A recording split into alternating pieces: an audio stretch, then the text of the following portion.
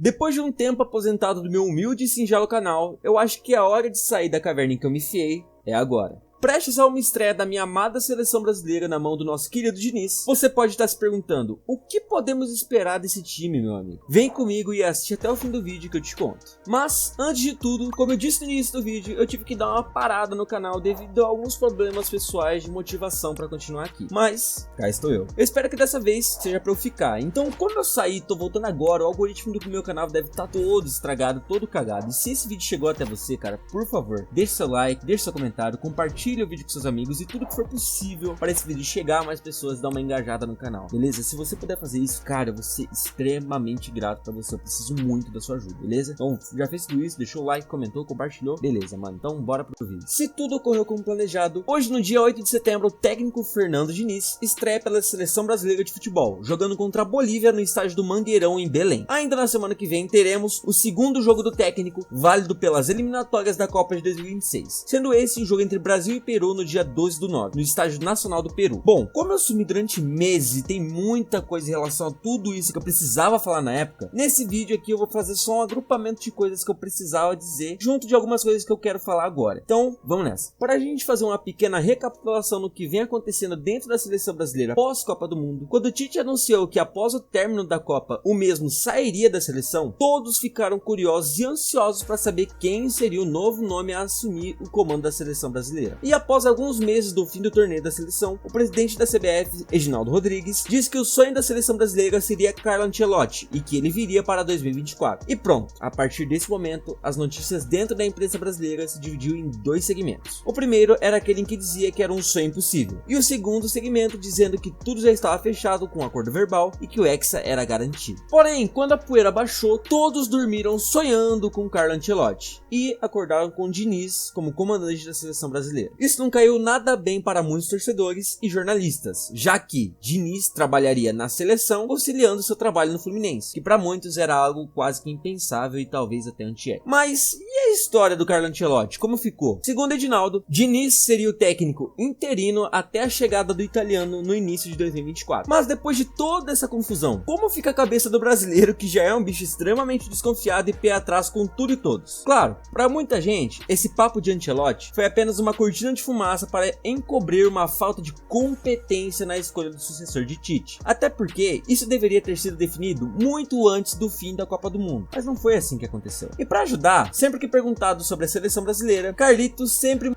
sua prioridade agora e sempre será o Real Madrid. Apesar de eu afirmar com 80% de certeza que o técnico italiano não vem para a seleção e que quem irá realmente com o Brasil para a Copa ser o Diniz, a gente precisa esperar até janeiro de 2024 para ver o que se desenrola com o técnico do clube merengue. Mas beleza, aí você acha que acabou e que não tem mais problema nenhum? Claro que não. Depois de tudo isso, vieram as dúvidas e questionamentos em relação à escolha de Fernando Diniz. E se você viu o meu vídeo do porquê a seleção brasileira não vence mais Copas do Mundo, deve lembrar que eu era uma das pessoas em que não gostavam da ideia de tê-lo como comandante da seleção. E isso por uma série de motivos, como por exemplo o fato de ele ter um estilo de jogo onde fica muito mais difícil de se implementar com poucos dias de treinamento, devido às diversas trocas de posições durante a partida e a complexidade de construções de jogada. Mas também temos outras coisas, como ele não ter tido um título de grande expressão em sua carreira. E para mim o principal, a maioria de seus trabalhos começarem muito bem e quando apresenta algumas dificuldades, o técnico não apresenta um bom repertório tático para lidar com as situações adversas que ele começa a ter nesse período de crise. Sendo o principal exemplo, o São Paulo do Campeonato Brasileiro de 2020, tendo muita vantagem em relação aos demais times da tabela durante o campeonato quase inteiro, mas conseguindo ficar em quarta posição ao término do mesmo. Mas beleza, agora o Diniz é o atual técnico da seleção brasileira. E o que a gente pode esperar nesses dois jogos de eliminatórias? Olha, apesar de eu ter sido um dos caras que criticaram muito a decisão da CBF em contratá-lo, uma coisa eu preciso admitir: ele sabe fazer times que empolgam e jogam pra frente, criando diversas jogadas e diversas situações de gol, com passes rápidos e movimentação dinâmica entre os jogadores. Se no São Paulo e no Fluminense, que tem até bons times, mas não são lá os maiores acervos técnicos do futebol brasileiro, ele já fez muita coisa boa, imagino que ele pode fazer com as peças que a seleção brasileira pode oferecer a ele. Eu acredito que se ele conseguir implementar de maneira adaptada implementadas suas ideias dentro do vestiário da amarelinha, serão 2 jogos com uma média de 3 gols por partida, devido ao volume de jogo que ele consegue inferir a essas seleções que são infinitamente mais fracas, tecnicamente falando, em relação ao Brasil. Mas apesar de eu achar tudo isso, eu ainda tenho algumas críticas a fazer, principalmente a alguns jogadores convocados em posições específicas. Então vamos relembrar aqui essa convocação. Nos goleiros a gente tem o Alisson, o Bento e o Ederson. Nas laterais temos Danilo, Wanderson, Caio Henrique e Renan Lodge. Nos zagueiros a gente tem o Ibañez, Gabriel Magalhães, o Marquinhos e o Nino. No meio campo a gente tem André, Bruno Guimarães, Joelinton, Casimiro e Rafael Veiga. E no ataque, Antony, Gabriel Martinelli, Matheus Cunha, Neymar, Richarlison, Rodrigo e Vini Júnior. Mas dessa convocação, alguns jogadores foram desconvocados e outros foram colocados em seus lugares, sendo esses: Bento do Atlético saindo para Lucas Perry do Botafogo entrar. O Bento saiu por lesão. Vinícius Júnior também saindo por lesão. Foi chamado Rafinha para o seu lugar. Antony também sai, mas por um motivo bem diferente. Ele está sendo investigado por um possível crime de violência doméstica. Eu ainda penso em fazer um vídeo sobre esse caso, então fica ligado aqui no canal. E ele deu lugar para o Gabriel Jesus no Arsenal. Ainda nessa parada de cortes, de seleção, a gente pode citar o Paquetá, que também estaria na lista de convocados do Fernando Diniz, mas foi cortado devido às acusações de envolvimento em manipulações de resultados de apostas, sendo trocado pelo Rafael Veiga, que eu já falei aqui. Apesar de não ser uma convocação ruim ou muito abaixo, como eu vi muitas pessoas comentando nas redes sociais, ela tem problemas, mas também tem os seus acertos. Começando pelos goleiros, eu acho que eu não mudaria nada, mesmo se fosse o Bento ou agora o Lucas Perry, todos têm níveis de seleção. E pra mim, o titular será o Ederson, devido ao estilo de jogo do Diniz, exigindo uma melhor saída de bola.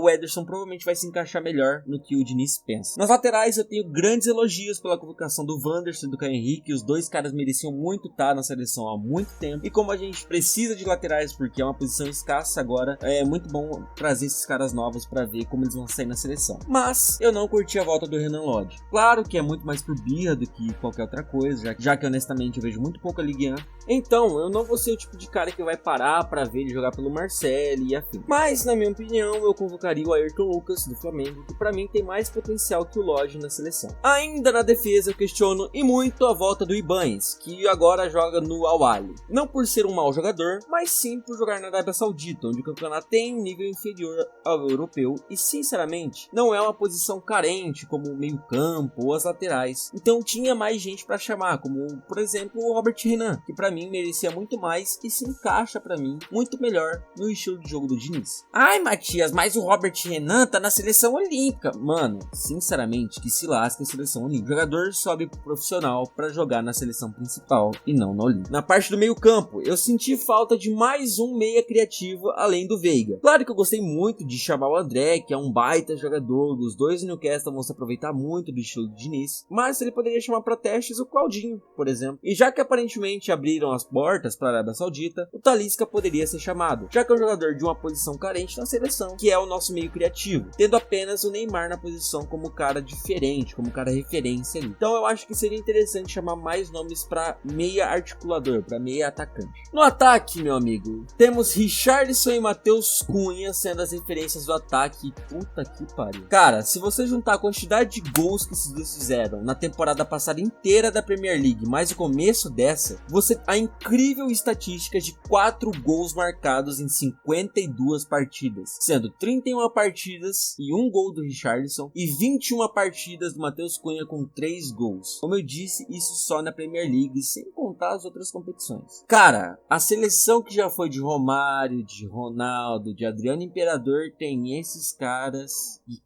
mano, chega a ser triste. E cara, pra falar que a gente não tinha opção, a gente tinha, por exemplo, ali o Vitor Roque, que deveria estar na seleção principal e não na Olímpica. Sem falar em Arthur Cabral, Tiquinho Soares, que se não tivesse machucado, deveria sim ir pra seleção, isso era uma obrigação. E até o Pedro tinha uma pequena chance de ser chamado ali, já que a fase desses outros dois aí é tenebrosa. Mas deixaram todo mundo de lado e levaram esses dois. Porém, com a polêmica do Antony, ele saiu da lista e quem foi chamado para o seu lugar lugar foi Gabriel Jesus. E sinceramente, eu sou assim, cara, eu sou um puta de um hater do Gabriel Jesus. Mas vocês não sabem o quanto eu comemorei quando esse cara foi chamado. Porque o cara tem 26 partidas e 12 gols. Se a gente juntar a temporada passada com essa, igual a gente fez com os outros dois. 4 vezes mais gols que os outros dois juntos. Então, pelo menos agora, a gente vai ter um centroavante bom, que se bem utilizado, pode ajudar aí muito a seleção. E eu nem acredito que eu tô falando isso do Gabriel Jesus. Sendo esses os nomes, eu gostaria muito que a seleção fosse escalada dessa maneira aqui. Um 4-3-3, começando com Ederson, Wanderson na direita, Marquinhos, Gabriel Magalhães, Caio Henrique na esquerda, Bruno Guimarães e Casemiro na volância, Neymar jogando de 10 como nosso meio articulador, Rodrigo na direita, Martinelli na esquerda e Gabriel Jesus sendo um 9 mais móvel ali como ele sempre foi, mas sendo a nossa referência. Mas, segundo as notícias, o time que irá a campo será esse, num 4-2-3-1, começando com o Ederson no gol, Danilo na direita, Marquinhos e Gabriel Magalhães na dupla de zaga, Renan Lodge na esquerda, Bruno Guimarães e Casemiro na volância, Rafinha e Rodrigo nas pontas, Neymar Júnior como 10 e Richarlison como nosso 9 de referência. Essa escalação, ela não é ruim, mas ela também não chega a ser a melhor possível dentre as peças que o Diniz levou. Danilo e Renan Lodge. Eu acho que o Danilo é um bom jogador.